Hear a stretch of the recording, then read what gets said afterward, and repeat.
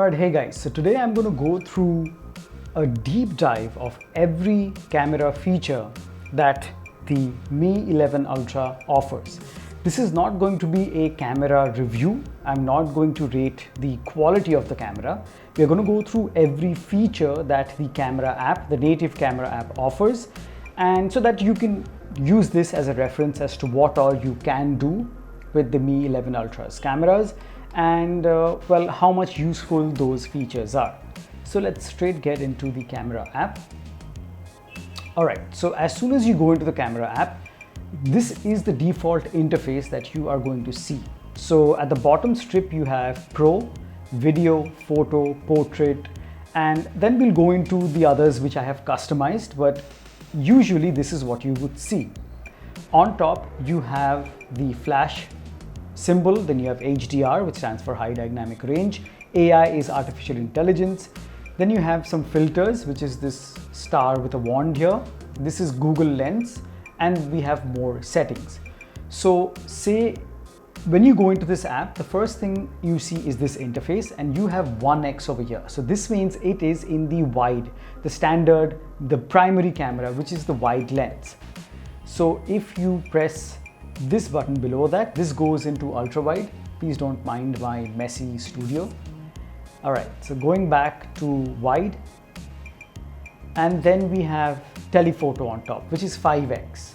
And if you tap on 5x, you have the option of 10x all the way up to 120x, and you can use the slider here and it'll let you know what magnification you're on. But please do note that these are digital zoom. Anything beyond 5x is a digital zoom. Up to 5x, I mean at 5x you are at optical zoom, so 1x is one fixed focal length, 5x is your next optical zoom, and then you have digital zoom all the way up to 120x. And obviously 0.5x, which is the ultra wide, this is obviously your another fixed focal length. Now there are a few differences in white balance as you shift from lens to lens, as we can see here. It's most prevalent in the ultra wide. Okay, so starting from the top, we have the flash symbol here. If you click on that, so right now the flash is forcefully turned off. You have A here, which is flash auto. So whenever it will detect that it needs to use the flash, it will do that automatically. Then you have just the flash icon, which means regardless of what the scenario is, whether it requires flash or not, it will still use flash because you're forcing it to. And then on top of that, you have flash with this little sun icon over here. This means that it is going to already keep the flash on. So if I put my hand here, as you can see, the flash is on. So I'm just going to change it so that you know the difference. So right now, say the flash is off. And if I go into this again, it turns on the flash. So this is when the flash is continuously on. So maybe if you are in pitch dark and you want to really see what you're focusing on or what photo you're taking, so you can use that mode, which is the flash with the sun sign over here. Or you can just use the flash, whereas where it will definitely fire the flash when you're taking a photo. Or you can go for flash auto, which will auto detect. So we'll keep it to off right now. Next we have HDR. So you either keep HDR off, or you can keep it to auto, or you can force the HDR to be on at all times, whether it requires it or not. HDR will always be used when you're taking a photo. So we'll just keep that to auto for now. Okay, next we have AI, which is artificial intelligence camera. So this auto detects the scene. So say you're taking a photo of a sunset, it will realize that you're taking a photo of a sunset. So maybe it'll dial down the highlights, add a bit of tint, give it that typical sunset look. Or if you're taking pictures of, say, plants, it will realize that, it will detect that, and then it will saturate or boost the colors of the leaves to more saturated, punchy greens. So it is useful if you want that punchy color, but if you're a kind of person who does edit your photos after taking them, you could keep that off. But if you want something that is Instagram ready, you can turn on AI. On top of that, with this wand here, this is basically different filters that we have. So you play around with this and find the filter that you want. Some couple of cool ones, so we'll just get out of that. Okay, after that we have Google Lens. So if you turn that on, you'll have to give Google permission to always use the camera. So then when you're pointing at a plant or say a shoe or anything, it will try to give you results on Google as to what you're looking at. So if you want to identify a plant, or if you see a shoe that you like and you want to know where you can buy it or what that is when you can use Google Lens. Okay, now if we go to these three bars here, this is where you bring up a bit more of the menu. So as you can see on top, you have the aspect ratio. So 1:1 is basically a square aspect ratio. 3:4 is by default. Then you have 9:16. So it kind of gives you that panoramic look. And full is where it uses the full resolution of the device screen. Now this looks cool, but it won't give you the max resolution. You'll get that at 3:4. I mean, I found that to be the best. Underneath that we have timers. So if you want to focus on something, go in front and take a photo of yourself. So you have timers, 3 seconds, 5 seconds or 10 seconds. Okay, before we go into settings, let's go through whatever is here. So this is movie frame, where you get these black bands over here, like you usually see when you go to a theater, when you watch movies. So this gives it a cinematic look. It's also useful when you're shooting videos.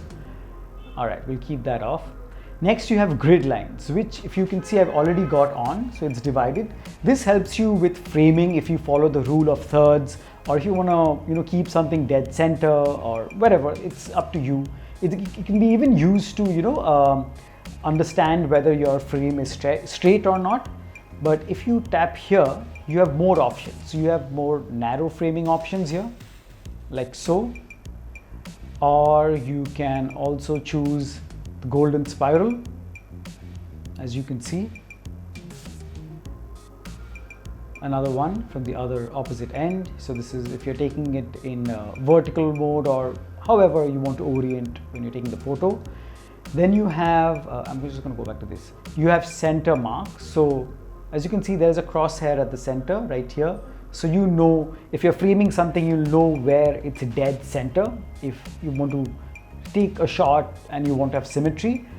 And you also have an option for straighten. So it'll use the gyroscope, I'm guessing, to let you know if your frame is straight or not. So if I move it, this tilts. And if it's straight, it's this yellow line here. So you know it's straight. So I don't want that. So I'm just going to keep the center mark and the straighten off. I'll just keep it to this. All right, so now let's go into what do we have? Okay, then we have macro. So obviously these are for macro shots, but you should know that when you do that, you go into the ultra wide mode, and ultra wide does not have autofocus, so it's fixed focus, and the macro distance isn't that great, and this is quite far. But if I come really close, don't mind my dry hands there. So as you can see, it doesn't really focus up close because it doesn't have autofocus. So yeah, it just goes into ultra wide, like even the Galaxy S21 Ultra uses, but the S21 Ultra's ultra wide is far more useful. Then you have tilt shift. So basically here, as you could see, whenever I put that tilt shift, it basically, you can choose where you want to put your focus, and gradually it fades off.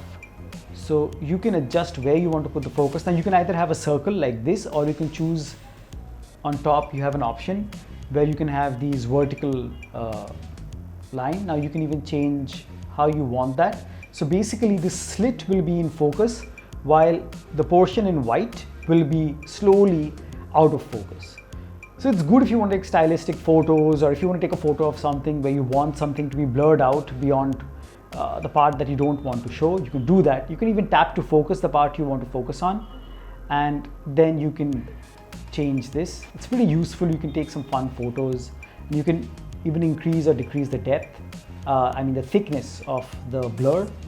You can do the same with your circle tilt shift mode, and you can focus and take a photo. So this is useful. You can try it out. You can take some really stylized photos with this. All right, let's turn that off. Next we have timed burst. So say, now you can choose how many photos you want. You can start from 10 all the way up to 600 photos. So say you want to take 10 photos. So burst mode is when generally when you would long press the shutter button, it would continuously take shots at very short intervals. It's like a burst mode. I mean, most of you would know that. But here you can have intervals. So you can choose when each photo will be taken. So if there are 10 photos, and if you choose 5 seconds, you can start from 1 second, you can go all the way up to 60 seconds. So say you choose 2 seconds. So that means every 2 seconds, it's going to take one photo. So, I mean, you can have many creative uses for that. If you want to clone yourself, you can take a photo of yourself standing here, say standing here, then say you set it 5 seconds. So you use that time to move and stand at another point, and you'll take another photo, and then in post, you can stitch those photos.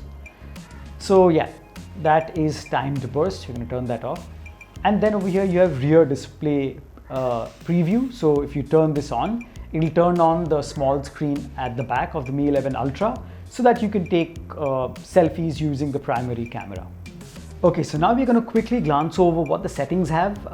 It's not really much. It's not really crucial for you to know that. But if you go into settings, you can firstly set your watermark. So by default, watermark is going to have shot on Mi 11 Ultra if you keep it on. Or you can select your own name. You can have your own watermark if that's what you want. Live tips is if you go into a mode where you don't know what that particular feature does, it'll let you know what it does. So it's useful. And smart suggestions are kind of the same. Now you have correct distortion in ultra wide shots. So when you're using the ultra wide camera, and if you have this feature turned on, so it'll try to, because it gives you that barrel distortion when you're using the ultra wide camera. So it'll try to correct that a bit. Underneath that, you have correct face distortion on group photos. So again, if you turn this on, people standing near the edge of the frame might have their faces elongated a bit. So if you turn this on, it'll try to automatically correct that. So underneath that, you have track movement, which basically will track the movement of, say, pets or children if you turn it on, so as to minimize the blur. Then you have Heif format. I've turned it off because by default it'll be in JPEG, which is the most supported format.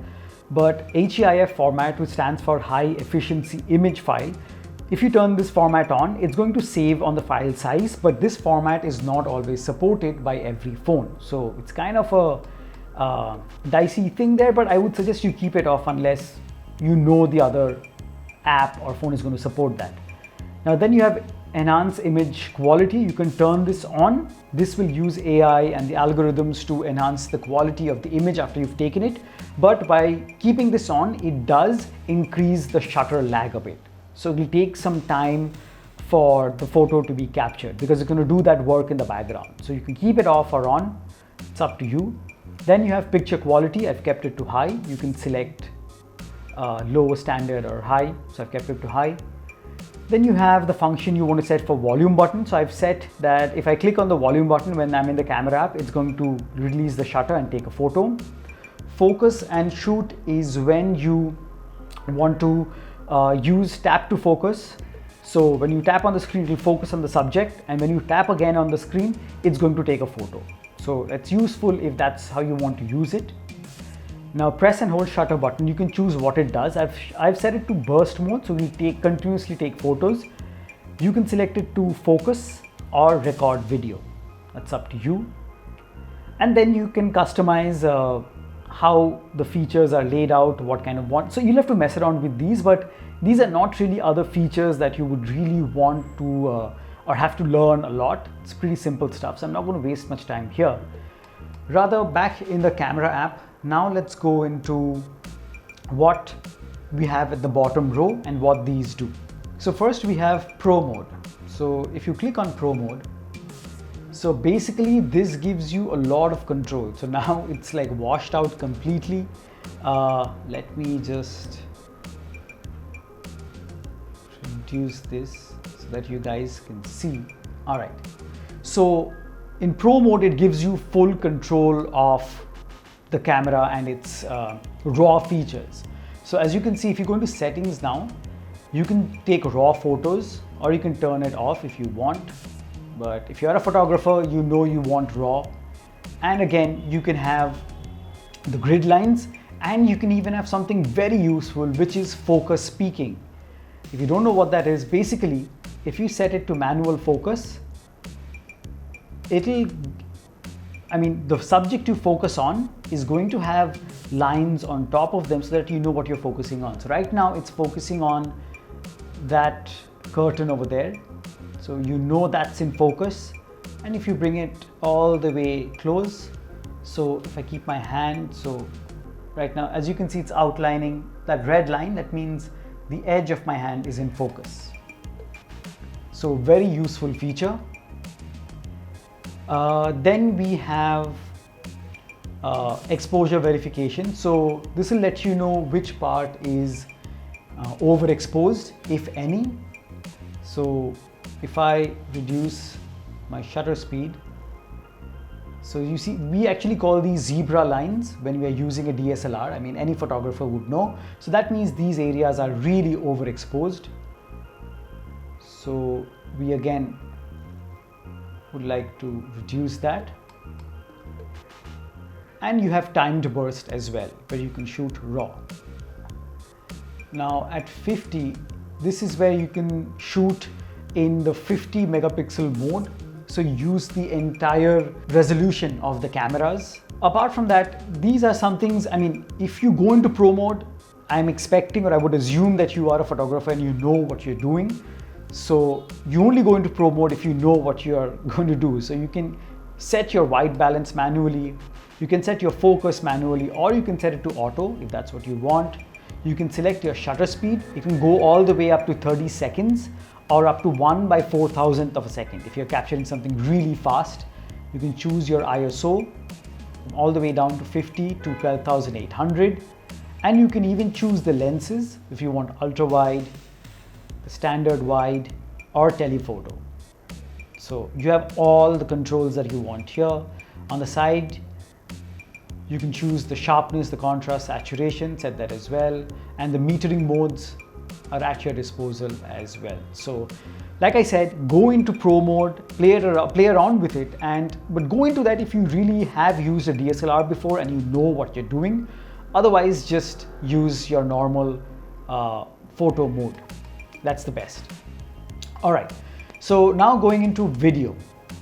Now in video, by default, you can choose what your resolution is going to be. So I've chosen 4K 30 frames per second over here. And you can choose 1080p, 720, it's all up to you. You can also choose movie frame, so it gives you that cinematic look with the black bars on the top and bottom. You have macro, and you can even have track moving objects. So say you have to keep the focus on the subject, keep it at center, preferably, and you have to be 3 meters away, as it says. And you have AI camera. Again, it'll auto detect the scene it's in and it'll adjust. So right now it's having difficulty because there are so many different kinds of lights here. So it's fluctuating because it's having a difficult time assessing that. And you have audio zoom. So basically when you zoom into a particular, say there are people standing near the frame and someone standing far. So when you zoom into the people standing far away, the camera is going to give preference to the audio to the people standing far away and not the people who are close by. So it's going to follow the focus of the visual to amplify the sound of where you are focusing on. So that's useful. We've had this on the iPhone 11 Pro Max as well. So you can just fiddle around, use this, and then you get to know. And you can go all the way up to 8K 24 frames per second. It's going to eat up a ton of space, but you know you have that feature. Okay, then we have over here in the video mode, you can choose HDR. So let's say we go into the standard lens. And if you choose, right now HDR is off, but if you turn on HDR, you lose the option to change the lenses. So I'm stuck in the standard wide lens. And if I zoom in, it's going to be digital zoom. So that's not something I'm really happy about. I hope they update this with a future update. But if you turn on HDR, you're going to be stuck to the lens. As soon as I turn off HDR, now I can choose the lens. So say I go into telephoto and then I turn on HDR. So I'm going to be stuck in telephoto.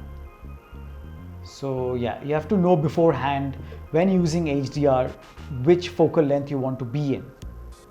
On top of that, this is your stabilization. So this is the standard stabilization. Then you have steady video. All right, it does crop in a little bit when you use steady video. So then we have Steady Video Pro. Now this is, it makes the footage really stable. It's like you're on a gimbal, and you know, it looks pro definitely, but if you are in a dark environment and you turn on Pro Steady Video, so I'm going to try to give you a demo. Let me see. It uses, EIS, OIS, and it does something. So your frame, as you can see, I'm moving. There is this blur effect. So it's super stable, but it's almost like there is a, watermark of the image on screen. So if we go back to just steady video, there is a lot more movement, but it's still more stable. This is preferred, and this is the standard video. So as you can see, a lot of movement. Again, if we go to Pro, Steady Video Pro, there is almost no movement, and there is a weird effect, especially in dark rooms. So at night, this is really useless because it's going to look very bad. But in daylight, when you're in absolute bright sunlight and you want the steadiest video possible, you can use the Pro Video feature. But standard is probably the best, where you get the most flexibility, because in the other stabilization modes, you do not get to choose your focal length. You only get that in the standard one. All right, next we have some filters, which you can take a look at. Then over here we have some beautify effects if you want, or you can choose the video bokeh effect if that's what you want. I'm just going to keep it down. And beauty, basically it's going to smoothen your skin and do all that crap, so not really useful. So that's video. And even if you go to Pro mode, you can choose video in Pro mode as well, and you can monitor your audio. You have a histogram like you have in your photo mode as well. You can choose the lenses and do all these functions like you could do in the photo mode. All right, so we've covered Pro, Video, Photo. Now portrait mode is pretty simple. You can choose the aperture size. So this is the smallest, and here is the biggest aperture if you want the most blur. All right. Over here you can have some effects like this when you're taking your photos. And you have your beautify effects again and your filters. So yeah, depends on what you want to use. Now you have super moon, which is not going to be useful here. You can take shots of the moon with this. It's dedicated. It's actually pretty good. And after taking that moon photo, you can just drop it into Lightroom or Snapseed and do a bit of more tweaking and get an even better photo. And if you tap here, you have some artificial effects like a moon with a plane in front of it. So you frame the moon inside, and it's going to place these effects like the bird, maybe a cat or whatever. So yeah, if you want that. Then you have long exposure. Now just to let you know that I have customized to have super moon, long exposure, these modes here. You can even customize and have other shortcuts here. So I've chosen that. Now in long exposure, you have options like moving crowd, neon trails, oil painting, light painting, starry sky, and star trails. So you'll have to try these out. So these are different modes, and it'll let you know what those are. If you press the information button here, it'll let you know what each of these modes do. So you can read about it here and use that depending on what kind of photo you're taking. And if you go into more, now you have a host of other options. Now with the edit button, you can choose what functions you want here. You can absolutely customize this menu. So let me just focus on the main features here. All right, so short video is where you have a number of presets over here. So you can choose regular, fast, super fast, kind of like a time lapse, but you only have 15 seconds of that. So say you're making YouTube shorts or whatever, you can use this. It's already a 15-second video, and yeah, it does the job. So you can check that out. Next we have, and you can obviously choose the resolution as well, 720 or 1080p. Okay, so let's go into what we have next. Okay, so we have vlog. So now these I haven't downloaded. You have some presets. These are ones which came with the camera app. So basically these are preset vlog modes where you can take each shot, and it has fixed times. So maybe 1 second or 2 seconds for each shot. And then it'll, once you press OK, it'll combine those shots, add the transitions, and you have a small vlog type video ready. So it's not super long, but you can use that if you want. Fun stuff. Maybe I'll go in depth with this when I give you my camera review. Then you have movie effects. So you have magic zoom. So this is a demo. So your subject is centered at the same size. It's like a dolly effect in movies where the background keeps moving. Then you have slow shutter. You have time freeze. So you actually have fun with these, check them out at your will. So these are like preset stuff, fun stuff if you want. Then you have clone mode. So if you turn this on, stand in front, once it detects you are the human subject, and you have, so say you can choose photo clone or video clone. You have freeze me, so different stuff like that. This is video clone. So 2 of you here, and photo clone is, yeah. So it's going to detect you as the human subject, and it'll have timed, it'll have a timer, so you have to move accordingly. So yeah, you just try these out and get to know. I'm just running over what the features are. So this is the 50 megapixel mode. So if you turn this on, you can basically take photos in its full resolution on each of the cameras. This is useful when you want super detail, when you're taking photos of landscape and you want all that extra detail because you want to crop in later on, you can use that. Document, if you turn this on, and if you have some document in front, it's going to basically enhances the characters in the document you have in front of you. You can have black and white or enhance mode or original. So yeah, it's when you have a lot of text-based stuff in front of you, that's when you can use that. Time lapse, I'm not going to go through that, so we all know what time lapse is. Then you have multicam, where you can choose from all these different cameras. Now it's going to be only working 2 cameras at a time, so you can choose, say, the primary lens and say the front camera. And if you select, as you can see, there's my hand, front of the camera and front of this. So now if you press record, it's going to shoot both at the same time. It's nice when you're vlogging and you want to show your face and what's in front of you at the same time. Okay, next we have night mode. So this is night mode, nothing to explain here. I'll go in depth into that when I give you my camera review. Then you have panorama, when you want to take a panoramic shot of a landscape. Then you have slow motion. Well, that is slow motion when you want to take slow motion shots. Then you have AI watermark. So you have some presets like the date, and you can choose what you want. Cheesy stuff like enjoy life, charm and smile, whatever. So yeah, it's up to you what you want.